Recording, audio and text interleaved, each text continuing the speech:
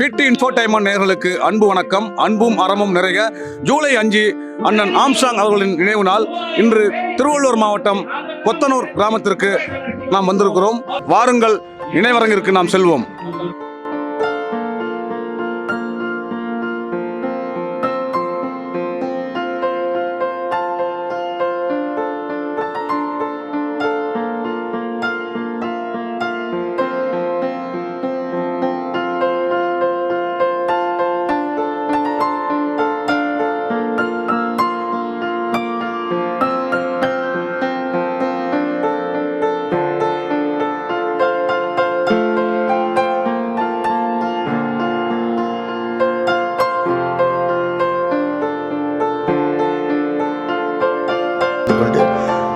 எங்கள் இடங்களை தெரிவித்துக் கொள்ள இங்கே குழுமமாக அங்கு வந்திருக்கின்றோம்.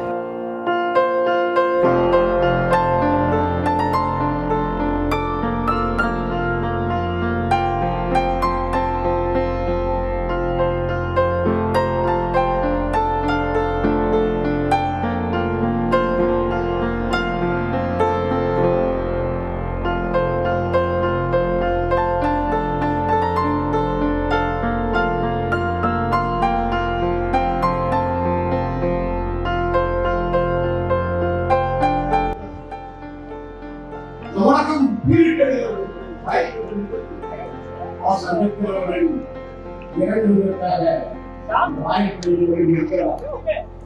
அங்கே உண்மையிருந்த தொண்டர்களை ஒருவன் உணர்ச்சி வசப்பட்டு பேசினான். ஜெய் பீம்ராவ் அம்பேத்கர், ஜெய் பீம்ராவ் அம்பேத்கர்.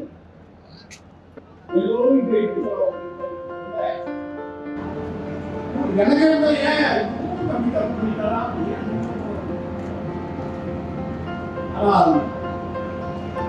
நம்ம பயத்தை தீர்த்து வைத்து போன சீக்கிரமா திருப்பி வெளியே. இதை ஏன் இந்த வேலையை சொல்றேன்னா, இதுக்கு ஒரு கடை வந்து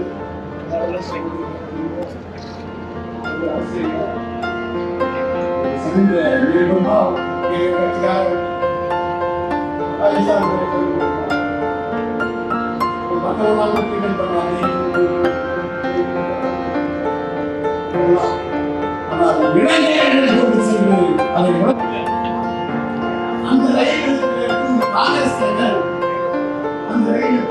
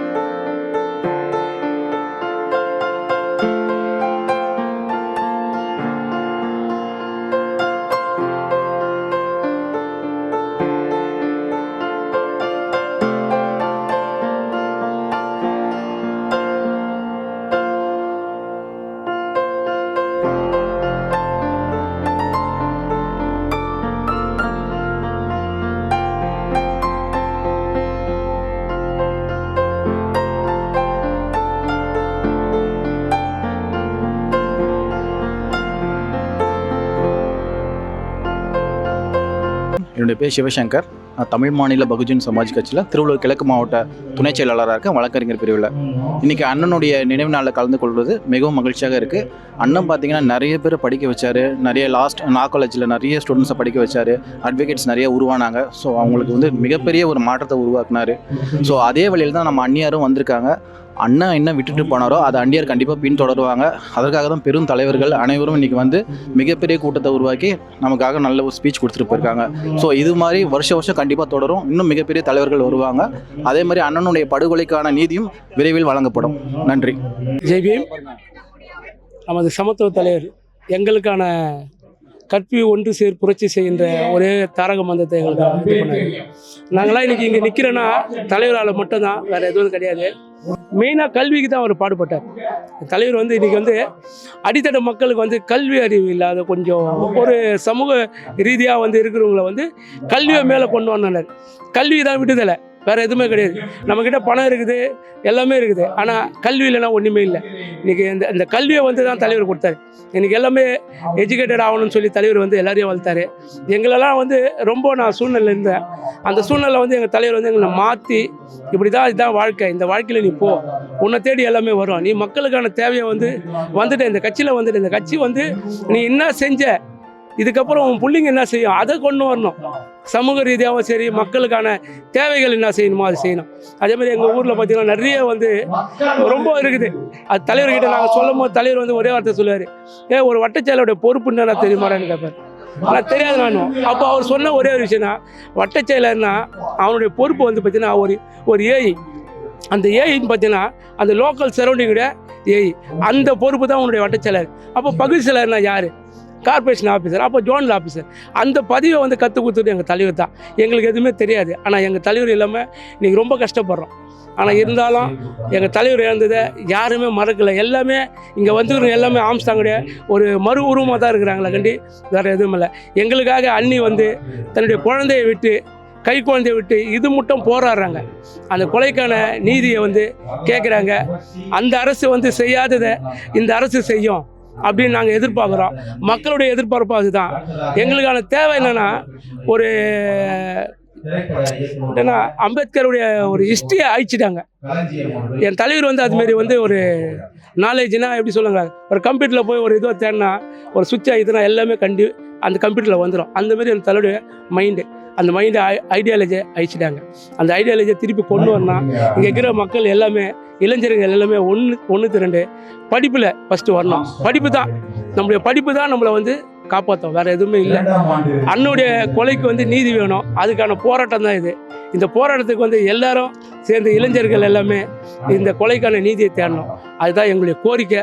இந்த அரசு வந்து புதிய அரசு தேர்ந்தெடுத்துக்கிறாங்க. அந்த அரசுக்கிட்ட நாங்கள் இளைஞர்களாகவோ இல்லை பொதுமக்களாகவோ நாங்கள் வந்து இதை வந்து ஒரு கோரிக்கையாக வைக்கிறோம். எவ்வளோ நீங்கள் வந்து இந்த அரசு வந்து இப்போ எவ்வளோ போலீஸுக்கு வந்து எவ்வளோ சட்டங்கள் போட்டுருக்குது. இந்த சட்டங்களை வந்து அண்ணுக்கான நீதியாக கொடுக்கணும். அதுதான் எங்களுடைய எதிர்பார்ப்பு. இந்த குடும்பம் எல்லாமே இங்கே வந்து அண்ணுடைய குடும்பமாக தான் வந்துக்கிறோம். யாரும் வந்து அண்ணுக்கான ஒரு குடும்பமாக தான் எல்லாமே கலந்துக்கிறோம். யாரும் வந்து வெளியே இதுவாக கிடையாது. அண்ணன் மேலே இருக்கிற பாசம், அண்ணன் மேலே இருக்கிற உண்மையான ஒரு உணர்வு. ஆகையால் இந்த அரசு வந்து அண்ணுடைய கொலைக்கான நீதியை கண்டிப்பாக வழங்கும். அவங்களுக்கு தக்க தண்டனை கொடுக்கணும். அதேமாதிரி நிறைய கொலைகள் நடக்குது. அந்த கொலைகள் நடக்காமல் நகரமாக வரணும். அதேமாதிரி பாலியல் வன்கொடுமை நிறைய நடக்குது. அதுக்கான தேவைகளை, ஏன்னா வெளிநாட்டெல்லாம் வேறு எதுவும் நடக்குது. ஆனால் நம்மளுடைய அரசு வந்து இதை கண்டிப்பாக கவனித்து ஒரே ஒரு விஷயம், என்கவுண்டர் கொடுத்தா நல்லாயிருக்கும். அந்த பாலியல் வன்கொடுமைக்கு என்கவுண்டர் கொடுத்தா நல்லாயிருக்கும். அதேமாதிரி கொலை பண்ணுறாங்களா, அவங்களுக்கு ஜாமீனே இருக்கக்கூடாது. அவங்களுடைய ஜாமீனே ரத்து பண்ணணும். அது மாதிரி ஒரு சட்டத்தை இந்த அரசு கொண்டு வந்தால் இன்னும் நல்லா இருக்கும். அண்ணுடைய கொலைக்கு நீதி கேட்குறோம். இந்த ஊடக ரீதியாக நாங்கள் கேட்குறோம். இது எல்லாருக்கும் போய் சேர்ந்து மக்கள் எல்லாமே அண்ணுக்கோசம் நீதி தேர்றதுக்கு போராடணும். எங்களுடைய கோரிக்கையாக வைக்கிறோம். ஜெய் பீம். கடலூர் மாவட்டம் சிதம்பரம் தாலுக்கா கோவிலாமுண்டி கிராமத்திலிருந்து அண்ணன் ஆம்ஸ்டாங் அவர்களுடைய 2ஆம் ஆண்டு நினைவஞ்சலிக்கு வந்திருக்கிறேன். ஒவ்வொரு ஆண்டும் நான் தவறாமல் வருவேன். அவரோட இழப்பு எங்களுக்கு ஒரு பெரும் அதிர்ச்சி தான். ஆனால் அவரோட இழப்பு எங்களால் தாங்க முடியவில்லை. இருந்தாலும் அந்நியாரோட வழியில் நாங்கள் பயணிக்கலாம்ன்ட்டு வந்திருக்கிறோம். இப்பொழுது 2ஆம் ஆண்டு, போன ஆட்சியில் தான் இந்த படுகொலைக்கு வந்து எந்த தீர்வும் கிடைக்கல. இந்த டிவிக்கு ஆட்சியிலையாவது இந்த படுகொலைக்கு ஒரு தீர்வு கிடைக்குன்ட்டு நாங்களும் எங்களோட தோழர்களும் காத்துக்கிட்டு இருக்கிறோம். ஜெய் பீம்.